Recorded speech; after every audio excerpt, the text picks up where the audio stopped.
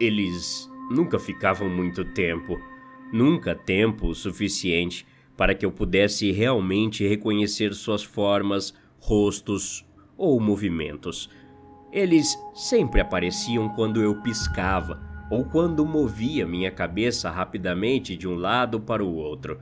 A maioria deles parecia ter uma forma humana, alguns pareciam outras criaturas. Eu os via nas ruas, na faculdade, no escritório, no cinema, em festas, no chuveiro e, mais frequentemente, à noite, enquanto tentava dormir. Nem importava se eu estava sozinho no quarto ou não. Não há segurança contra erros das pegadinhas de nossa própria mente. E por anos pensei que era apenas meu cérebro que estava pregando peças em mim. Pensei que eu era o único que os via. Então, meu amigo Gabriel me contou sobre as coisas em sua escada. Eu nunca gostei da escada da casa dele. A escada de 1,5 andar levava da sala de estar até o topo da garagem, onde o quarto de Gabriel tinha sido construído. As escadas eram feitas de carvalho escuro e rangiam sempre que alguém subia ou descia, e às vezes até mesmo quando ninguém estava lá. Mas o que me perturbava na escada era a escuridão. O espaço apertado consumia toda a luz. Cada subida ou descida da escada parecia a luz no fim do túnel que espero ver no fim da minha vida. E essa escuridão com a luz brilhante no fim sempre me fazia ver coisas. Geralmente era apenas uma figura magra, como uma adolescente com ossos do quadril largos e uma cabeça fina e longa. A primeira vez que estive na casa de Gabriel, ele já estava em seu quarto me esperando. A mãe dele me mandou para o andar de cima. No momento em que pisei no primeiro degrau, a garota apareceu. Uma figura toda preta com corpo e braços finos. Quando meus olhos se fecharam para piscar, ela estava lá. Quando meus olhos se abriram novamente, ela tinha sumido. Eu via a garota sempre que visitava Gabriel. Algumas vezes eu via outras coisas também, mas ela sempre estava lá, parada, a cerca de 2/3 da escada, como se estivesse me esperando. Em algum momento, um cachorro começou a aparecer ao lado da garota. Claro que, devido ao meu histórico, interpretei como mais uma ilusão da minha mente, um erro de processamento do supercomputador no meu crânio. Então, Gabriel mencionou que ele também odiava a sua escada. "É bem assustadora", eu disse. "É", disse Gabriel. "Sempre tenho a sensação de que há coisas paradas ali no escuro." Você quer dizer, tipo, figuras humanas?" Respondi. "É, quando eu pisco", ele disse. "Então às vezes eu vejo uma jovem garota me encarando." Claro, mentes racionais teriam dito que foi uma coincidência. Só eu vendo aquilo poderia ser explicado facilmente de duas formas. Ou era uma sombra estranha, ou um padrão na maneira que meu cérebro processava errado. A conhecida pareidolia, quando a gente vê formas de rostos em nuvens e etc. Mas no dia em que Gabriel me disse que ele também viu a garota, minha mente parou de funcionar racionalmente. Gabriel me contou sobre outras figuras que viu quando piscou os olhos nas escadas, como o homem que se agachou no chão e olhou para a garota. Raramente visitei ele depois disso. Por um tempo, ele veio à minha casa 1 ou 2 vezes por semana e por algum tempo depois disso nos encontramos para jogar sinuca e futebol. Mas nunca mais falamos sobre essas coisas, como se falar sobre elas de alguma forma as tornasse mais reais. Mas o fato de termos parado de falar sobre elas não as fez desaparecer. Pelo menos, não para mim. Não vi a mesma garota em outros lugares, mas vi muitas outras figuras, centenas, se não milhares. Elas sempre apareciam por um momento, literalmente, por um piscar de olhos, e desapareciam novamente. Quando eu tinha 14 anos, a casa em que eu morava passou por um alagamento que deixou danos em toda ela e tivemos que sair. No primeiro dia em nossa apertada moradia temporária, Comecei a desenvolver paranoia. Naquela primeira noite, deitei-me no quarto escuro e pisquei. Dezenas de figuras estavam ao redor da minha cama e por todo o quarto. Vi tantas figuras que no terceiro dia fiquei com medo de piscar. Às vezes, forçava meus olhos a ficarem abertos até que minha visão ficasse turva e as lágrimas escorressem pelo meu rosto. Eu já estava acostumado com figuras aparecendo à distância, em cantos escuros ou atrás de janelas e cortinas, mas nunca me acostumei com tantas ou tão perto. Elas ficavam perto da minha cama, como fãs em um show querendo ficar perto da banda. Às vezes, elas até ficavam em cima do meu colchão. E com essas figuras, pela primeira vez, eu também reconheci partes de seus rostos. Eles pareciam humanos, exceto pelas bocas escancaradas e o fato de que havia preto onde seus olhos deveriam estar. Depois de um mês em nosso apartamento temporário, me receitaram o que o médico chamou de pílulas de relaxamento.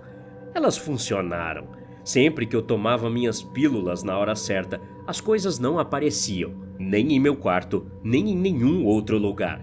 Algumas vezes eu esquecia de tomar as pílulas na hora certa e as coisas voltavam. Ainda não sei para que serviam exatamente os comprimidos. Tudo o que sei é que eles me faziam sentir sonolento e retardavam o meu piscar. Há muitos truques que nossas mentes pregam em nós. O pior é que quando a gente pisca, não percebemos que piscamos. Tipo, a gente pisca o tempo todo e por um momento deveríamos enxergar tudo preto, certo? Mas isso não acontece. Sabe por quê? Nossos cérebros simplesmente estendem a última imagem que receberam até que nossos olhos enviem um novo sinal para ele. Em resumo, quando piscamos, nosso mundo inteiro para por um momento. É apenas um momento minúsculo, mas naquele momento estamos cegos, congelados no mundo e nem sabemos disso. Quando finalmente eu e minha família nos mudamos de volta para nossa antiga casa, parei de tomar a medicação e, consequentemente, as figuras que eu via em lugares aleatórios ao longo do dia reapareceram. Quando notei que minha velocidade de piscar havia aumentado novamente, disse a mim mesmo que as figuras eram causadas pela velocidade rápida de piscar. Pensei que meu cérebro estava apenas cometendo um erro. Por uma razão ou outra, pensei que meu cérebro não tinha feito o processo de estender a última imagem que viu. Em vez disso, essa imagem foi substituída por imagens de pessoas ou animais da minha memória, sei lá, e certamente Gabriel deve ter tido o mesmo problema. Então, alguns meses atrás, eu sofri um acidente. Um carro passou por cima de uma garrafa de água vazia e a tampa saiu voando da garrafa e atingiu meu olho direito. Baita azar. Meu globo ocular teve um leve arranhão, mas não gravemente ferido. Por 2 semanas tive que usar um tapa-olho que me rendeu o apelido de pirata, mas de resto minha visão estava boa. O que o médico não conseguiu arrumar direito foi minha pálpebra, que ficou mais danificada. Eu tinha 7 pontos na pálpebra. Ainda assim, ele não conseguiu tratar completamente. O médico disse que o pequeno buraco que ficou na minha pálpebra poderia ser irritante, mas contanto que eu o mantivesse limpo não seria um problema. Mesmo durante o sono, os olhos continuam se movendo. Então, com o tamanho pequeno do buraco, o olho conseguia facilmente manter sua umidade. Ele recomendou que eu dormisse com uma máscara para os olhos. A dor desapareceu. Então o tecido da pele restante se curou. O pequeno buraco na minha pálpebra direita, no entanto, permaneceu. Então, finalmente, me permitiram remover o tapa-olho. Ouvi dizer que o cérebro de algumas pessoas nunca aprende a ver a terceira dimensão corretamente. Sabe, como a gente enxerga normal, vendo profundidade e tudo mais. Essas pessoas têm os 2 olhos normais e vivem suas vidas normais e nunca percebem que não veem a terceira dimensão. Mas em qualquer ponto de suas vidas, como quando estão assistindo a um filme 3D, sua visão tridimensional pode encaixar no lugar. A partir desse momento, elas são capazes de ver a terceira dimensão e entender o mundo inteiro de uma maneira diferente. Para mim foi assim. Meu filme 3D foi a remoção do tapa-olho. Minha grande realização foi que meu cérebro sempre funcionou corretamente. E minha nova visão 3D foi o conhecimento de que as figuras não ficam apenas por um momento. Tirei o tapa-olho da minha cabeça e pisquei algumas vezes. É estranho explicar aos outros que consigo ver quando meus olhos estão fechados, mas é exatamente isso. Para outros, meus olhos parecem fechados, mas o pequeno buraco que parece uma cicatriz me permite ver uma pequena área do que está na minha frente. Se eu cobrir meu olho direito, meu olho esquerdo ainda piscará normalmente. Com meu olho direito coberto, toda vez que meu olho esquerdo pisca, o mundo congela por um momento, e quando meu olho reabre, as coisas continuam acontecendo. Mas, se eu deixar meu olho direito descoberto, olhando somente pelo buraquinho na pálpebra do olho esquerdo, as coisas não param. Claro que eu só consigo ver uma pequena parte do mundo e o resto está velado atrás da escuridão avermelhada do fundo das minhas pálpebras. Ainda assim, eu consigo ver que o mundo e as pessoas dentro dele continuam se movendo. O estranho é que o tempo que estou piscando parece muito mais longo do que eu pensava. Não é apenas o instante em que meus olhos se fecham, o tempo na escuridão avermelhada é longo o suficiente para dar alguns passos. Mas, como dito, agora também sei que meu cérebro está funcionando corretamente. Não há erros ou truques da mente. As imagens que vejo são reais. As figuras borradas agora são sólidas e reais. Elas costumavam antes durar apenas uma fração de segundo. Agora duram o suficiente para dar alguns passos. E essas figuras dão esses passos. Meu cérebro não congela mais quando pisco. Eu posso vê-los agora. Toda a vida que eles vivem.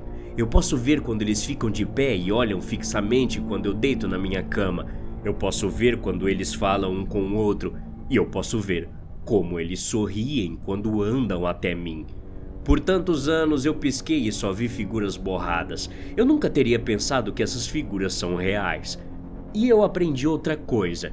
Quando piscamos, nossos cérebros não escondem apenas a escuridão de nossas pálpebras fechadas, mostrando-nos uma imagem congelada do mundo.